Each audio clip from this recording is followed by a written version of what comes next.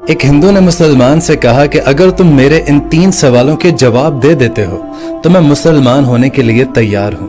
پہلا سوال کہ اگر دنیا میں سب کچھ اللہ کی مرضی سے ہو رہا ہے تو تم انسانوں کو ذمہ دار کیوں ٹھہراتے ہو؟ سوال نمبر 2 کہ اگر شیطان آگ سے بنا ہے تو اس پر جہنم کی آگ کیسے اثر کرے گی؟ سوال نمبر 3 کہ جب اللہ تمہیں نظر نہیں آتا تو تم اللہ تعالیٰ کو مانتے کیوں ہو؟ تو مسلمان نے اس کو جواب دینے کی بجائے مٹی کا ایک ڈھیلا اٹھا کر ہندو کو دے مارا۔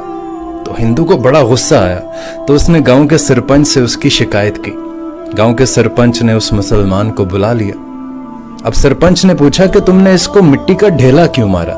تو تب مسلمان نے اس کے 3 سوالات کے جواب دیے کہ میں نے اسے مٹی کا ڈھیلا اللہ تعالیٰ کی مرضی سے مارا تو پھر وہ مجھے الزام کس طرح سے دے سکتا ہے؟ اور اس کے دوسرے سوال کا جواب یہ ہے کہ انسان مٹی سے بنا ہوا ہے تو اس پر مٹی کے ڈھیلے نے کیسے اثر کیا؟ اور اس کے تیسرے سوال کا جواب یہ ہے کہ جب اس کو درد نظر نہیں آتا تو اس کو محسوس کیسے ہوا؟ مسلمان کے یہ 3 جواب سن کر وہ غیر مسلم فوراً کلمہ پڑھ کر مسلمان ہو گئے۔